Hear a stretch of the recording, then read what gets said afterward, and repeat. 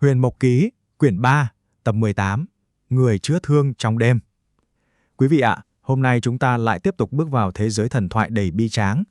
Mọi người thử tưởng tượng xem, sau một trận ác chiến, tàn cục để lại là một doanh trại trần thế chìm trong sương mù ảm đạm. Quân của nguyên soái Giao Trân vừa lui binh, bốn bề khói bụi mịt mờ, tiếng rên rỉ đau đớn của các thiên binh trúng tên độc cứ thế vang vọng kéo lê thê trong màn sương, mở ra một chương truyện chất chứa biết bao hy sinh thầm lặng. Giữa không khí nặng nề ấy, Giao Trân vẫn uy nghi trong bộ giáp bạc trói lọi, tất tả bước đi thăm hỏi từng người một. Thật ra thì, với những người bị thương nhẹ, chỉ cần dùng nước sạch rửa vài lần là cũng tẩy đi được phần nào độc tính rồi. Dẫu sao họ cũng là thiên binh mà, sức chịu đựng dai dẳng hơn phàm nhân nhiều lắm. Thế nhưng khổ một nỗi là, với những ai bị thương nặng, nước sạch có như vô tác dụng. Thấu hiểu cái nỗi thống khổ tận xương tủy ấy, nàng đã mang theo linh dược mang từ tận Ngọc Kinh Sơn, đích thân đi cứu chữa cho binh sĩ. Và đây là một khoảnh khắc thực sự nhói lòng. Giao Trân dùng chính công lực tu luyện của mình để đẩy linh dược vào sâu trong miệng vết thương. Nhưng quý vị biết cái giá phải trả là gì không? Nhìn nét mặt khẽ nhăn lại của nàng thì biết, nàng đang tự nguyện gánh lấy một phần cái đau đớn xé thịt từ chất độc ấy thay cho binh lính của mình. Nỗi đau thể xác được san sẻ, một tấm lòng từ bi cứ thế lặng lẽ rực sáng giữa không gian u ám. Đứng bên cạnh chứng kiến cảnh đó, nữ thần Hy Hỏa trong tà áo trắng tinh khiết bồn chồn không yên. Nàng xót xa hỏi một câu mà có lẽ ai trong chúng ta cũng thắc mắc. Tướng sĩ bị thương nghiêm trọng tuy không nhiều, nhưng chất độc này rất mạnh, muội có chịu đựng nổi không? Giao Trân thoáng chút ngập ngừng. Nhưng mà, nhìn thấy ánh mắt chờ đợi, ánh mắt cầu cứu đáng thương của tướng sĩ, người ưa mềm không ưa cứng như nàng sao cầm lòng cho đặng. Nàng cười nhẹ đáp lời, chút chất độc này không đáng là bao. Một chút đau đớn kia nếu không giải trừ được cho các ngươi, thì làm sao có thể làm nguyên soái của các ngươi đấy? Chút vui mừng và biết ơn vừa chớm nở trong lều thì đột nhiên có tiếng bước chân run rập. Một tiểu đồng từ bên ngoài hoảng hốt lao sầm vào, quỳ rạp xuống đất, giọng run lẩy bẩy. Xin nguyên soái cứu chủ nhân của con không muốn sống nữa, chỉ muốn tự sát. Lời khẩn cầu tuyệt vọng ấy xé toạc sự tĩnh lặng, báo hiệu một chuyện chẳng lành sắp tới. Thì ra là chuyện bên doanh trại phái tử Vân Sơn. Lúc này, Ngọc Đầu đang ngồi chân tuyệt vọng nhìn mình trong tấm gương đồng. Khuôn mặt của nàng, ôi chao, biến dạng và sưng tấy khủng khiếp vì trúng độc. Sự suy sụp tinh thần đánh gục nàng, khiến nàng chỉ muốn kết liễu sinh mệnh. Các tướng lĩnh Tử Vân Sơn xung quanh, từ Đa Bảo đến A Trạc, súng cả lại hết lời khuyên can. Ngọc Đầu đau đớn là thế, nhưng lại cắn răng do dự không dám cầu cứu Giao Trân. Âu cũng bởi những ân oán hiểm khích chất chứa từ bao đời nay giữa họ. Nghe tin, Giao Trân tất tả bước vào. Nghe khoảnh khắc ấy, A Trạc trong bộ y phục màu lam giản dị, lập tức tinh ý nhận ra điều bất thường. Mắt chàng ánh lên sự băn khoăn tột độ. Chàng tự hỏi, cô ấy lúc tan trận trở về vẫn còn rất tốt, tại sao đánh nhau xong trở về doanh trại lại bị thương khắp người như vậy? Vâng, chàng đã nhìn thấu những vết thương ẩn giấu dưới lớp áo của vị nữ nguyên soái bắc chiến bách thắng này. Nhưng Giao Trân thì chẳng nê ha chút ân oán cũ nào đâu. Thấy bộ da u sầu chỉ vì nhắn sắc của Ngọc Đầu, nàng tỏa ra uy khí của một vị tướng, nghiêm giọng của trách. Đã đi đánh trận còn để tâm đến nhan sắc làm gì? Lời nói nghe thì sắc lạnh nhưng chứa đựng sự quan tâm sâu sắc. Nói rồi, đích thân nàng vươn tay kéo Ngọc Đầu đứng lên, lấy linh đan ra, dùng thặng công lực của mình để trị thương cho khuôn mặt biến dạng kế. Và kỳ tích xuất hiện, Ngọc Đầu soi lại gương, khuôn mặt đã sáng láng, nhẵn mịn như chưa từng hằn vết thương nào. Thế nhưng, đổi lại là gì? Trên cổ Giao Trân tức thì hiện ra một vết thương sẫm màu mới toanh. A Trạch đứng ngay đó quan sát mọi sự. Chàng bỗng ngộ ra, thì ra mọi thương tích trên người Giao Trân đều là do nàng tự ôm vào mình để cứu lính. Sự nề phục trào dâng mãnh liệt trong lòng A Trạch, ngưỡng mộ một cô nương vứt bỏ hoàn toàn sự ỷ lại vào dung mạo, sẵn sàng xả thân vì người khác. Đêm buông xuống, tại lều của mình, A Trạch ngồi đó, bóng lưng toát lên vẻ u buồn khôn tả. Hai tiểu đồng Đào Đào và Mặc Mặc đứng cạnh cứ thắc mắc mãi, quân nhà đại thắng, chủ nhân thì không mảy may sức sát, sao lại dầu dĩ thế? A Trạch khẽ thổi dài chút bầu tâm sự nặng trĩu bấy lâu. Sư phụ bảo ta chỉ được thua không được thắng. Ta chỉ có thể trơ mắt nhìn binh lính đánh nhau đầu rơi máu chảy, người thì chết, người bị thương, trong lòng cảm thấy thật khó nhẫn chịu.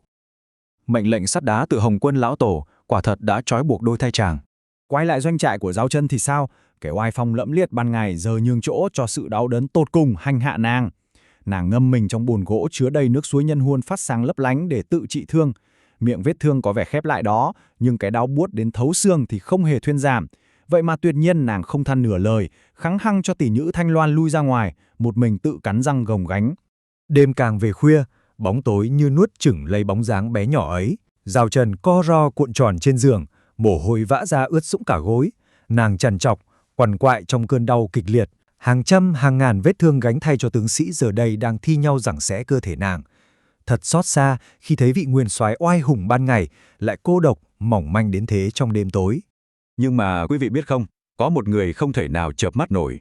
Cứ nhắm mắt lại là hình ảnh Giao Chân mình đầy thương tích lại dội về trong tâm trí A Trạch. Không thể nằm yên, chàng liền khoác bộ y phục, thi triển thuật ẩn thân. Giữa màn đêm, chàng thoát cái đã di chuyển đến, đứng tĩnh lặng ngay bên ngoài lều trại của nàng như một luồng sáng mờ ảo. Và rồi, một khoảnh khắc vô cùng thiêng liêng đã diễn ra. A Trạch duỗi tay trái đặt ngang ngực, tay phải xếp chồng lên trên. Giữa hai lòng bàn tay chàng, một luồng năng lượng rực sáng mạnh mẽ từ từ hội tụ. Quý vị có biết đây là gì không? Chính là chuyển nghiệp thuật, một pháp thuật vô cùng thâm sâu. Chẳng cần đến đan dược gì sất, chỉ cần vươn tay là lập tức thu hết mọi thống khổ của người khác, truyền rời thẳng sang thân thể mình. Quả cầu năng lượng ấm áp đó chậm chậm xuyên qua lớp vải lều, nhẹ nhàng bao bọc lấy cơ thể đang không ngừng co giật vì đau đớn của Giao Chân. Thật vi diệu, nó hút sạch mọi luồng chướng khí đen ngòm, tức đi mọi đau đớn tột cùng từ cơ thể nàng. A Trạch đứng đó, lặng lẽ gánh lấy tất cả, mặc cho luồng năng lượng ấy mang theo vô vàn sự dày vỏ quay ngược lại, quật thẳng vào cơ thể mình. Bên trong, mọi cơn đau của Giao Chân tan biến, thân thể nhẹ bỗng, nàng chìm vào một giấc ngủ êm ái, sâu thẳm. Nhưng bên ngoài thì, A Trạch hiện ra dưới ánh trăng với một cơ thể chằng chịt vết thương đang rỉ máu. Nhưng quý vị ạ, A Trạch nào phải tiên nhân bình thường. Chân thân của chàng là Đông Châu Vương, đệ tử bế quan của Hưng Quân Lão Tổ. Đã trải qua vô lượng kiếp khổ tu nhẫn công rồi. Cái sức chịu đựng của chàng vượt xa vô số thần tiên khác. Chút xíu thống khổ thể xác này, với chàng phỏng có thấm tháp gì. Mang trên mình đầy dẫy vết bầm dập vào vết sẹo tứa máu, A Trạch lặng lẽ lê bước về lều. Dù đau đớn là thế, nhưng trong tâm chàng lại dâng lên một sự thanh thản lạ lùng. Cuối cùng chàng cũng được làm một chút gì đó cho những người đồng đạo. Về đến nơi, chàng cứ thế thản nhiên cởi phăng bộ bạch y bó sát giờ đã đỏ rực máu tươi, quăng xuống sàn, rồi bình thản ngả lưng nghỉ ngơi. Có mà sự tình đâu có êm đềm như vậy. Tiếng động khe khẽ lại đánh thức hai tiểu đồng Đào Đào và Mặc Mặc, vốn đã tò mò vì thấy chủ nhân rời đi giữa đêm, giờ thắp ngọn nến lên, hai đứa trẻ kinh hồn bạt vía nhìn thấy bộ y phục nhúm máu vứt trên đất. Chúng hoảng hốt rỉ tai nhau si xăm. A Trạch thấy thế chỉ nhàn nhạt gạt đi. Ta chỉ đi giải bớt vết thương trên thân Giao Chân nguyên soái thôi, không sao đâu, các ngươi đi nghỉ đi. Lời giải thích nhẹ bâng ấy lại càng làm hai tiểu đồng ngơ ngác, mang theo một bụng bối rối mà trèo lại lên giường. Sáng hôm sau, nắng ấm dọi vào đánh thức Giao Chân. Nàng khoan khoái vươn vai, vỗ vỗ lên làn da hoàn toàn lành lặn, sẹo xiếc gì biến sạch. Nàng ngẩn người tự hỏi, kỳ lạ thật, vì sao vết thương lại khỏi nhanh đến mức vi diệu như vậy nhỉ? Cái tính vô tư có phần thô vụng khiến nàng lầm tưởng, tấm tắc khen nước suối nhân huân thần kỳ, rồi lại hồn nhiên nghĩ chắc dạo này công lực tu luyện của mình tinh tấn vượt bậc, mà chẳng mảy may hay biết đến người đã âm thầm gánh chịu cho mình trong màn đêm.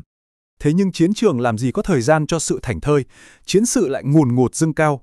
Đại ma vương Sivu đánh hơi thấy Giao Chân và thiên binh, hắn điên cuồng triệu tập tứ phương yêu ma, từ ác thần mình rắn mặt người cho tới quái vật đầu trâu, tất thảy ùn ùn kéo đến, gầm rú xông thẳng vào trận tuyến thiên binh, giữa làn sương trắng toát và ngọn lửa đỏ rực cả góc trời.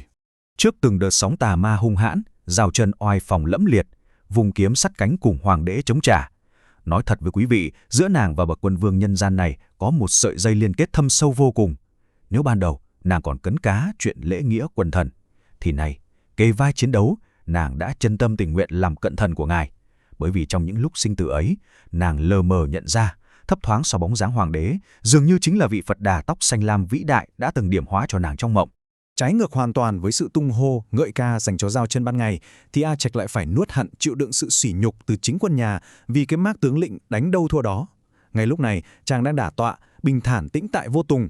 Còn Đào Đào và Mặc Mặc đứng cạnh thì mặt mày bí xị, tức ánh ách, uất tức than thở. Thật quá bất công, chúng con ban ngày đều không dám ra ngoài vì ánh mắt khinh bỉ của mọi người.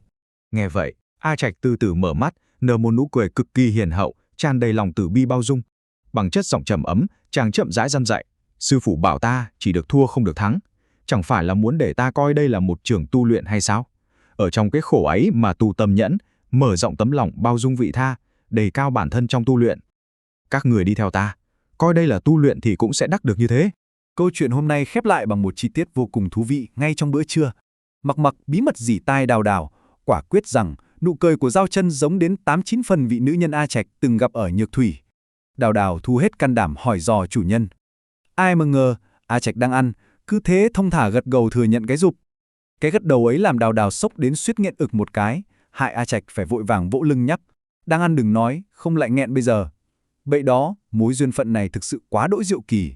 Những bí mật đằng sau chuyển nghiệp thuật Và sợi dây nhân duyên thâm sâu đầy kỳ lạ kia sẽ đi về đâu? Vẫn còn rất nhiều điều đang chờ đợi chúng ta ở phía trước. Xin mời quý vị đón nghe kỳ tiếp theo của Huyền Mộc Ký. Câu chuyện quý vị vừa nghe được kể lại từ nguyên tác Huyền Mộc Ký của Chánh Kiến.net. Để đọc trọn vẹn thiên truyện, xin mời quý vị ghé thăm trang chánh kiến.net.